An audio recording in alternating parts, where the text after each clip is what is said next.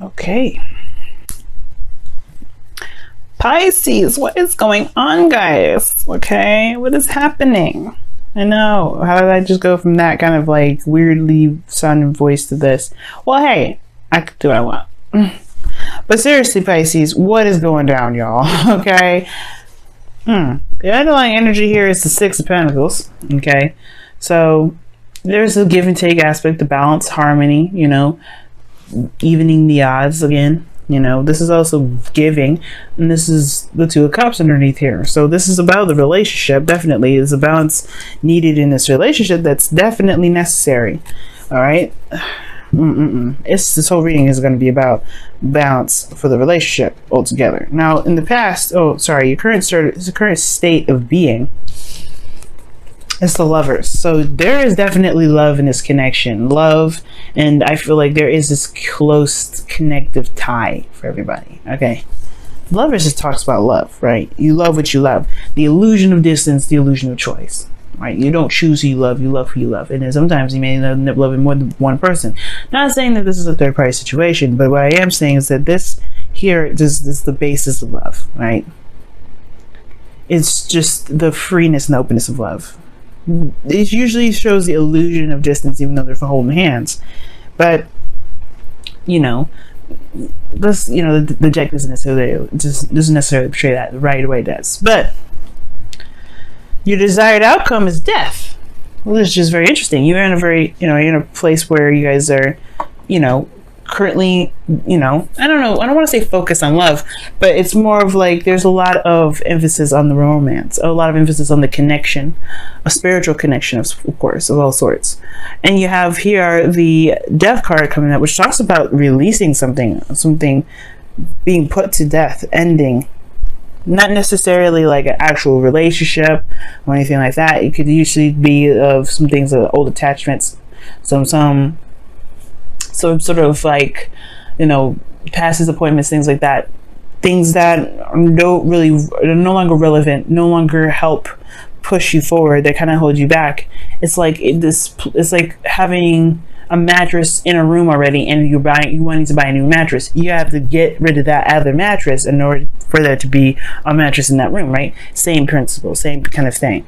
And I feel like there is just this desire to want to make room for something, make room for new things to come in. Okay. But the thing that's keeping you from being able to have this new thing, to be able to, you know, explore and to have a rebirth, is the Seven of Swords. It's just about taking a risk, doing something that's uncomfortable. And it might be because of the Knight of Swords. Okay. The Knight of Swords could be somebody that's a Sagittarius, Aries, Leo, but it really kind of talks about knowing what you want, going with how you feel, right? If it's anything relevant to who you are, if it resonates with who you are, really. Okay. So it could be that there's a situation here with, you know, with taking a risk and doing something that you want to do, maybe stepping outside of your comfort zone for a second to execute something that you truly want. Because perhaps in the past here's the thing, the Knight of Wands could be anybody, right? It could be you, it could be somebody you're dealing with. I don't think there's a lying situation though. I do think there's perhaps avoidance though, because it's not necessarily exactly what you want, right? Or maybe there's somebody here that's avoiding the situation altogether. I'm going to go ahead and pull for this because this one's a little bit interesting. So you have the Lovers here, you have death is your desired outcome, but then you have the Seven of, see, this deck is about to piss me off. See, it just keeps sliding all over the place. This is the thing with this deck. But oh my gosh, can you just stay? Thanks. Yeah, but then you have the Seven of Swords and the Knight of Wands as the reason why you have the Seven of Swords is the blockage. I mean, we're going to come back to this actually, because the rest of the reading will kind of help explain what this actually is trying to say, because there's a lot of possibilities of what this could mean. It could be that you're trying to take a risk because this, you know, before it was something that was fun, it was very, you know, enjoyable, and now it's not. Now it's something that's a lot more serious and puts you in a very uncomfortable situation, which is why you have death in your best path to follow. Excuse me. it could indicate that, you know, the relationship has kind of gone sour, right? It could be that the situation makes you feel more trapped, because the Knight of Wands is very opposite, is very opposing to this energy with the Devil. Yeah, it may be fun, it may be exciting, right? It may be that the situation perhaps just got really serious, and it made you feel as though there's not a lot of, you feel disempowered in this connection now.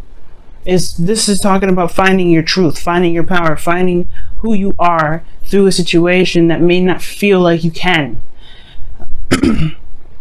Because right here with the Four of Cups, you don't feel very, you feel very apathetic with this. You don't feel like you don't really want to do. You don't care about it. You're like, this is giving me no sort of pleasure, no joy. This is the same old mess. I just don't. Yeah, there's a connection here, sure. But what the give and take is messed up. The balance of the situation is not exactly up to par, right? I think somebody may have not been doing their due diligence, and now the fun of the relationship is now somebody else taking care of your stuff. You taking care of someone else's responsibilities. You know what I mean? And it could be that there's some sort of behavior or some sort of pattern as well that needs to be changed, which is why death is coming up. Perhaps it's a change or desire to do something differently, based off of, the balance that's going on in the relationship. Perhaps there's too much giving. Perhaps you're giving too much right now, Pisces. Perhaps you're taking care of someone else's stuff, or you're doing something for someone else, or you're handling certain things for someone else, and they need to just deal with it on their own.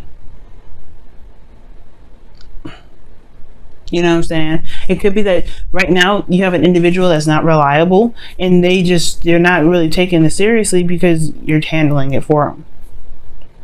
Which can lead to be like, well, there's no fun anymore. I don't see the fun. The Three of Cups is what you're looking for, is like fun, but the cup is right behind you.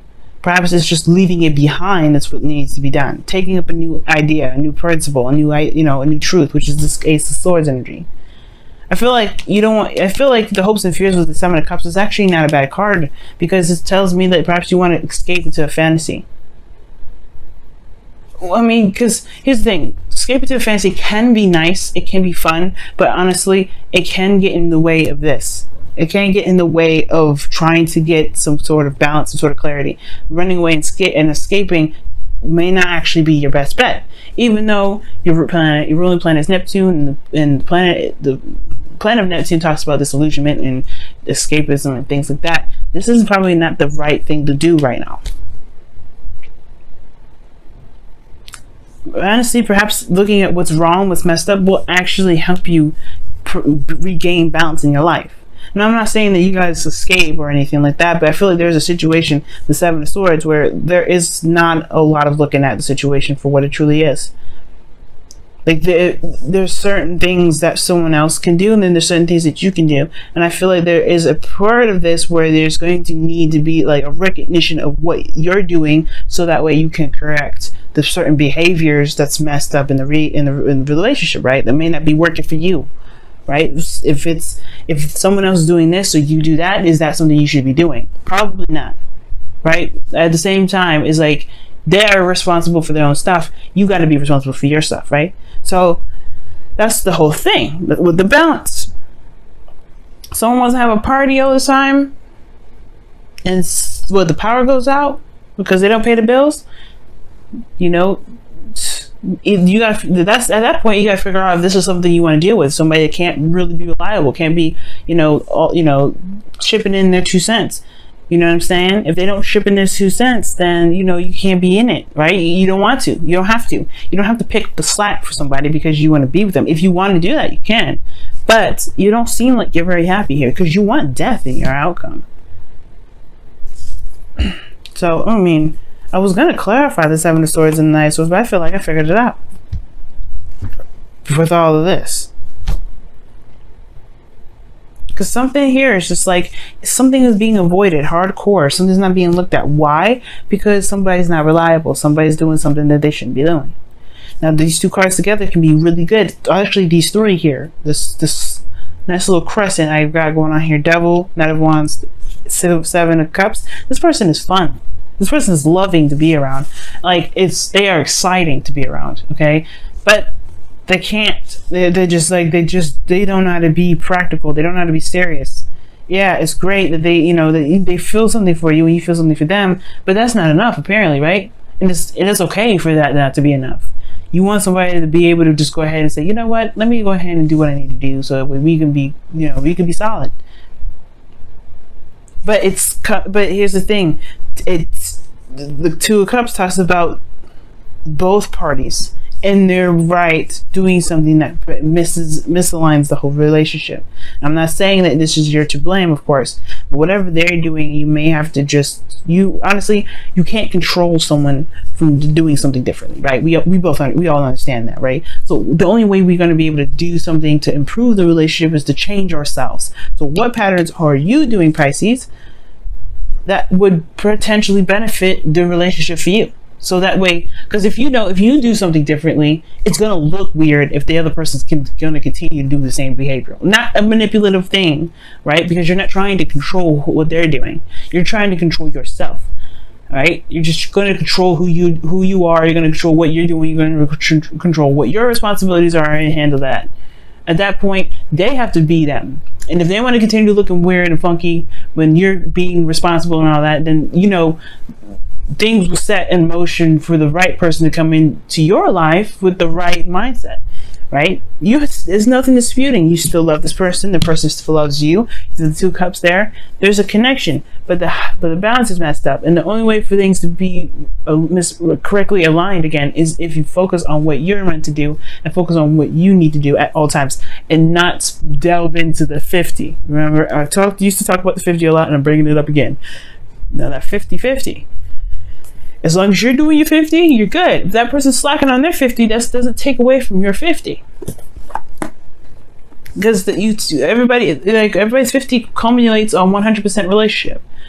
It's going to be a 95 or a 75% 75 relationship. That's not on you, because you are at least doing your part. The other person's got to chip in. If they want to be irresponsible, they want to have fun all the time, they don't want to be serious, then that's on them. That does not take away from you. That's just they're messing themselves up. But it has to come from you, Pisces. You have to see what you are doing so that way you can maintain your 50. And they mess it up, you can be right on them and be like, look, this is what needs to happen. This is what needs to change for you to be able to be comfortable staying in this relationship. Or you just go ahead and say, you know what, perhaps this may not be us. Maybe this isn't us, right? Don't be afraid to just kind of state your boundaries, state your yes, exactly. Don't be afraid to state your boundaries. No place like home, Pisces. No place like home. But No Place Like Home talks about protecting the house, protecting you. You are the home. You are the safety net. You are the place of serenity and peace of yourself. You are the only person that truly accepts you for you. You're the only person that sees what you need. You know that your lawn is messed up. You're going to go ahead and trim it. You're going to fertilize your garden. You're going to do all these things to maintain the household. Then you are the house. So what are you doing to protect the house right now? Right? You got to protect it by creating boundaries, guarding it. That's pretty much what it's all about. Making sure nobody steps on your boundaries, making sure you handle yourself. And if they want to act all crazy, then let them act all crazy. It doesn't take away from you, because you're at least you are protecting the house. Wow, action speaks louder than words. Appreciate this moment. Oh wow, you guys have a lot of cards. Focus on love. You guys have a lot of cards in here, but let me go ahead and really shuffle.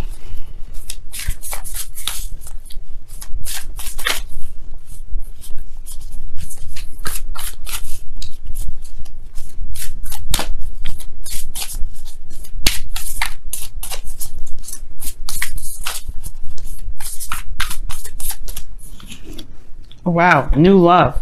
And it says, embrace this new opportunity of love that is here. This may pertain to work opportunities or spiritual growth.